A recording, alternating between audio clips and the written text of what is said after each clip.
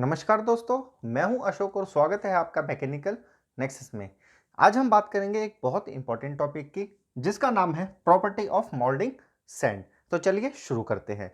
सबसे पहले हम बात करते हैं कि मोल्डिंग सैंड क्या होता है और इसकी केमिकल कंपोजिशन क्या होती है। तो देखिए, मोल्डिंग सैंड का यूज हम कैविटी को क्रिएट करने के लिए करते हैं। यानी मोल्डिंग सैंड के अंदर ही हम एक कैविटी को फॉर्म करते हैं, जिसके अंदर हम मोल्टन मेटल को पोर करते हैं। तो बात करते हैं कि मोल्डिंग सैंड की हमारी केमिकल कंपोजिशन क्या होती है, इसको थोड़ा समझ लेते हैं, बहुत इंपॉर्टेंट है। देखिए, जो हमारा मोल्डिंग सैंड है ये मिलके बनता है हमारे कुछ केमिकल कंपोजिशन से, जिसमें सिलिका इसका एक मेन कंपोजिशन है, यानी मेन इंग्रेडिएंट है, जिसकी परसेंटेज हमारी 70 से लेकर लगभग 80% तक रहती है हमारी मोल्डिंग सैंड के अंदर। और कौन से होते हैं इसको भी देख लेते हैं। दूसरा होता है हमारा क्ले। क्ले की जो परसेंटेज होती है वो 10 से 20% के बीच में होती है। तीसरा हम इसमें ऐड करते हैं मॉइस्चर। ठीक है, मॉइस्चर मतलब हमारा वाटर भी हो सकता है और भी कुछ एडिटिव्स भी हो सकते हैं जो एज ए मॉइस्चर काम करें। ये कितना रखते हैं हम? ये जनरली 2 से 6% के बीच में रखते हैं। और लास्ट जो होता है, जो हम मोल्डिंग सैंड के अंदर हम ऐड करते हैं, वो होता है हमारा एडिटिव्स। ठीक है, एडिटिव्स करते क्या है, ये इनके बीच में बॉन्डिंग स्ट्रेंथ को बना के रखते हैं, यानी इन तीनों को मिला के रखते हैं। जैसे कि हम जो इसमें यूज करते हैं एल्युमिनियम ऑक्साइड Al2O3 या आयरन ऑक्साइड Fe2O3, ये हमारे मेन एडिटिव्स हैं जो हम मोल्डिंग सैंड में यूज करते हैं। तो अब हम आते हैं कि भाई मोल्डिंग सैंड की कौन कौन सी ऐसी प्रॉपर्टी होनी चाहिए जो एक अच्छी कही जाती है। तो सबसे पहली जो प्रॉपर्टी है उसको कहा जाता है रिफ्रैक्टिवनेस। लिख देता हूं, रिफ्रैक्टिवनेस। बात कर लेते हैं, बहुत इंपॉर्टेंट प्रॉपर्टीज है, इसको थोड़ा अच्छे से समझिएगा क्योंकि बहुत बार एग्जाम में आई हुई है।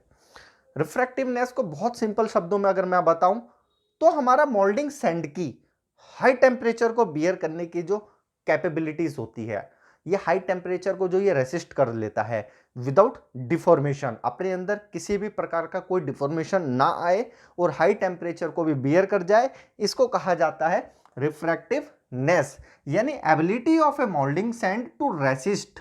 ठीक है, रेसिस्ट लिख लीजिए, बियर कह लीजिए, सैंड जिसमें कहते हैं रेसिस्ट ऑफ हाई टेम्परेचर। ठीक है, यह है हमारा हाई टेम्परेचर, इसको कहा जाता है रिफ्रैक्टिवनेस। अब बात कर लेते हैं कि हमें अगर मान लीजिए मोल्डिंग सैंड के अंदर रिफ्रैक्टिवनेस को बढ़ाना हो, हम चाहते हैं वो हमारा हाई से हाई टेम्परेचर को बियर कर ले, तो क्या हम इसमें ऐड करेंगे? तो देखिए, जैसे केमिकल कंपोजिशंस आपको समझ में आ रहा होगा थोड़ा थोड़ा, यहाँ सिलिका हमने बहुत ज़्यादा यूज़ किया हुआ है। क्यों? मोल्टन मेटल यार कैसा होता है, अपने आप में बहुत गर्म होता है। अब गर्म होता है तो उसके अंदर हाई टेम्परेचर को बियर करने की कैपेसिटी होनी चाहिए, इसलिए सिलिका को ज़्यादा मिलाया जाता है इसके अंदर। तो यानी अगर आप सिलिका के अंदर सिलिकॉन डाइऑक्साइड ऐड कर दें SiO2, तो इसकी रिफ्रैक्टिवनेस बढ़ जाती है। देखिए, अब मैंने यहाँ पे बताया आपको, हमने यहाँ सिलिका यूज करा, क्ले यूज करा, मॉइस्चर यूज करा। जो सिलिका होता है वो थोड़ा बड़ा पार्टिकल्स होता है। बड़ा मतलब मान लीजिए ये हमारे सिलिका के कुछ पार्टिकल्स हैं। ठीक है, ये हमारे सिलिका के पार्टिकल्स हैं। अब क्ले क्या होता है, क्ले इससे थोड़ा छोटा होता है। ठीक है, माइक्रोन में जाता है, तो इनके बीच जो स्पेस है ये क्ले भर लेता है। ये देखिए, ये मैं डॉटेड से क्ले को रिप्रेजेंट कर रहा हूँ। और इसके बाद जो बचा हमारा मॉइस्चर है, एडिटिव है, वो भी इनके बीच में जाके सेटल डाउन हो जाता है और इस तरह से इसको एक हाई स्ट्रेंथ दे देता है। यानी ये इजीली डीअटैच नहीं होगा, जिस भी शेप में आप इसे डालोगे वैसे के वैसे बना रहेगा।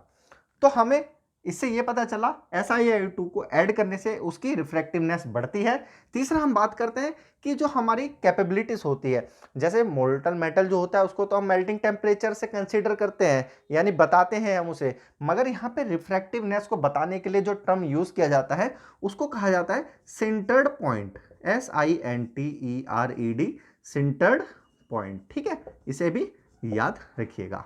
ठीक है, अब हम बात करते हैं इसकी दूसरी प्रॉपर्टी की। दूसरे को कहते हैं परमेबिलिटी। परमेबिलिटी ये होती क्या है, इसको समझिए। परमेबिलिटी को पोरोसिटी के नाम से भी जाना जाता है, पोरोसिटी। ठीक है, अब देखिए, इसको बहुत सिंपल शब्दों में आपको समझाऊं। परमेबिलिटी यानी कि मोल्डिंग सैंड की ऐसी प्रॉपर्टी जिसके द्वारा वो गैसेस को अपने अंदर से बाहर जाने देता है, यानी स्केप ऑफ गैसेस, गैसेस को निकल जाए अपने अंदर से, इस तरह की प्रॉपर्टी को कहते हैं परमेबिलिटी। तो ये गैसेस आती कहाँ से, थोड़ा सा इसको समझ लेते हैं। देखिए गैसेस जो जनरेट होती है वो होती है, एक तो जो हमारा मोल्टन मेटल होता है उसके अंदर कुछ गैसेस पहले से ही मिली होती हैं, जब वो सॉलिड होता है तो बाहर की तरफ भागती हैं। दूसरा होता है जब हम मोल्टन मेटल को पोर करते हैं मोल्डिंग सैंड के अंदर, और मोल्डिंग सैंड के अंदर क्या होता है, मॉइस्चर, तो ये मॉइस्चर हमारा वेपर में कन्वर्ट हो जाता है, यानी इवेपोरेट हो जाता है। तो ये जो हमारा वेपर है या मोल्डिंग सैंड के जो गैसेस हैं वो इंट्रैप्ड रहती हैं और बाहर भागती हैं। तो हमारा मोल्डिंग सैंड कैसा होना चाहिए, उसके अंदर परमेबिलिटी अच्छी होनी चाहिए, यानी इन गैसेस को इजीली वो बाहर निकाल दे। तो हम इसमें कह सकते हैं कि जो हमारा सॉफ्ट रैमिंग होती है, ठीक है, सॉफ्ट रैमिंग मैं लिख देता हूं, सॉफ्ट रैमिंग इंक्रीज परमेबिलिटी। ठीक है, अगर आप किसी भी मोल्डिंग सैंड में रैमिंग करेंगे और बहुत सॉफ्ट करेंगे तो उसकी परमेबिलिटी बहुत अच्छी रहती है। और इसका अपोजिट है हार्ड रैमिंग। ठीक है, अगर आप हार्ड रैमिंग करेंगे वो परमेबिलिटी को डिक्रीज कर देता है। ठीक है, रैमिंग का मतलब होता है आप इजीली उसे कंप्रेसिव कर रहे हैं। ठीक है, तीसरा हम बात कर लेते हैं इसकी प्रॉपर्टी की, जिसे हम कहते हैं कोलैप्सिबिलिटी। कोलैप्सिबिलिटी,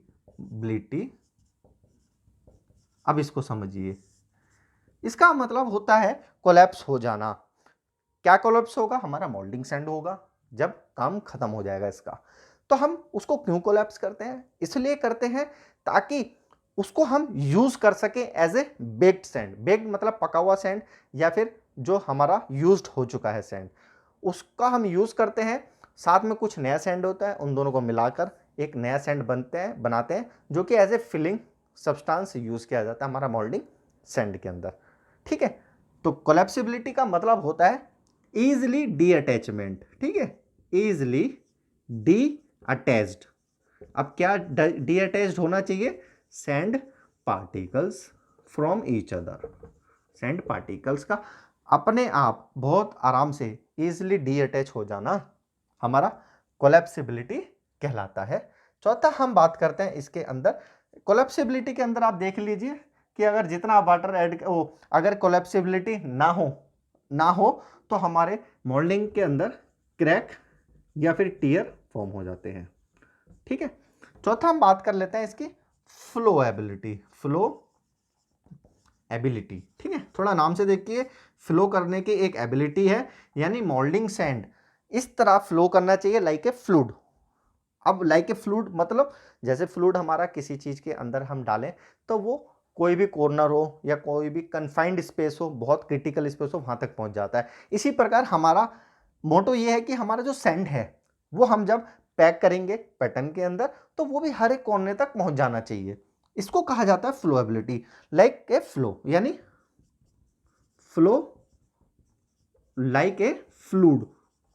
फ्लूइड हमारा यहां पे क्या है, सैंड इन और portion of the pattern is called flow ability. अब देखिए आपको पता होगा फ्लो एबिलिटी अगर आपको बढ़ानी है तो आप क्या करते हैं, उसके अंदर ज्यादा ज्यादा पानी ऐड करते हैं, यानी मॉइस्चर को बढ़ा दें। अगर आप इसके अंदर इंक्रीज कर दें मॉइस्चर को तो इसकी फ्लो एबिलिटी बढ़ जाती है। Increase moisture increase flow ability.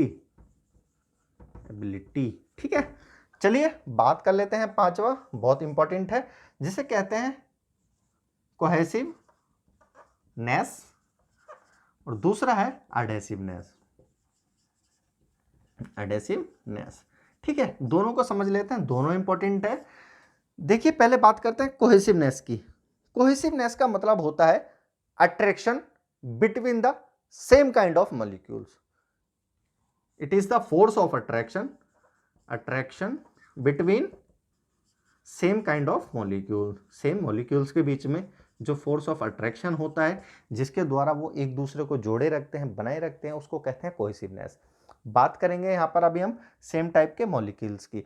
जैसे कि हमारा वाटर है, वाटर में आप वाटर एक सेम वाटर ले वो लिक्विड है, सेम आप मिल्क ले लीजिए वो भी लिक्विड है, तो दोनों के अंदर क्या है, कोहेसिवनेस है। ठीक है, अगर हम वाटर के अंदर कुछ लकड़ी का बरोदा डाल दें तो दोनों अलग अलग पोर्शन है, उसके अंदर क्या होगा हमारा, वहाँ कोहेसिवनेस काम नहीं करेगी। तो वहाँ पे रोल प्ले करता है एक दूसरा वर्ड जिसे कहते हैं अडेसिवनेस।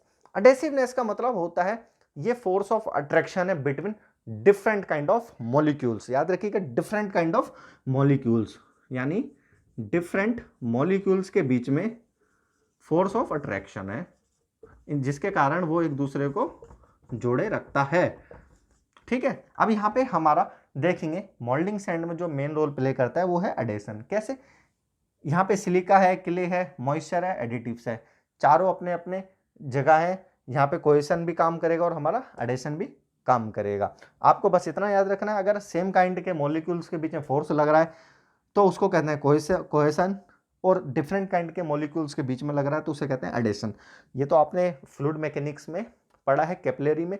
कैपिलरी राइज और capillary fall is basically due to cohesion and adhesion.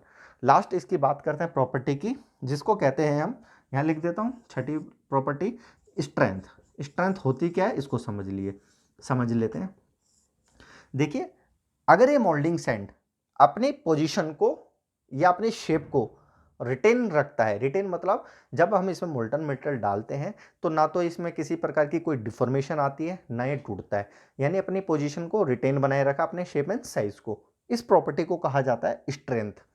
Strength को हम तीन पार्ट्स में समझ सकते हैं। पहला ये होता है, स्टार्टिंग पोजीशन में हमारा जो मोल्डिंग सैंड होता है उसको कहा जाता है ग्रीन सैंड। ठीक है, ग्रीन यहाँ पे हमारा सैंड है ऐसा जिसके अंदर हमारा परसेंटेज होती है मॉइस्चर की।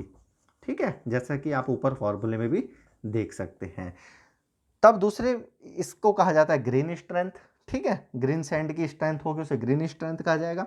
जब आप इसके अंदर मोल्टन मेटल पोर करते हैं तब क्या होता है, ये हमारा मॉइस्चर इवेपोरेट हो जाता है, वेपर बन के निकल जाता है। इस तरह से जो हमारा बनता है उसको कहते हैं हम ड्राई सैंड। ठीक है, ड्राई सैंड एंड स्ट्रेंथ, यानी ड्राई सैंड की एक स्ट्रेंथ है जिसके अंदर परसेंटेज ऑफ मॉइस्चर ना हो।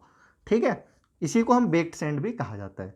तीसरा है, अब ये ड्राई भी हो गया मगर मोल्टन मेटल क्या करता है, इसके टेम्परेचर को कंटिन्यूसली बढ़ाता चला जाता है। इस तरह से हमारी एक तीसरी टर्म आती है जिसे कहते हैं हम हॉट स्ट्रेंथ। ओके, तो ये तीनों स्ट्रेंथ हमारी होनी चाहिए किसी भी मोल्डिंग सैंड के अंदर, जो इन तीनों प्रॉपर्टी को अच्छे से अपने अंदर रखे और मोल्टन मेटल के इफेक्ट को नेग्लिजिबल कर सके। तो ये था दोस्तों हमारा प्रॉपर्टी ऑफ मोल्डिंग सैंड के बारे में। Thank you for watching.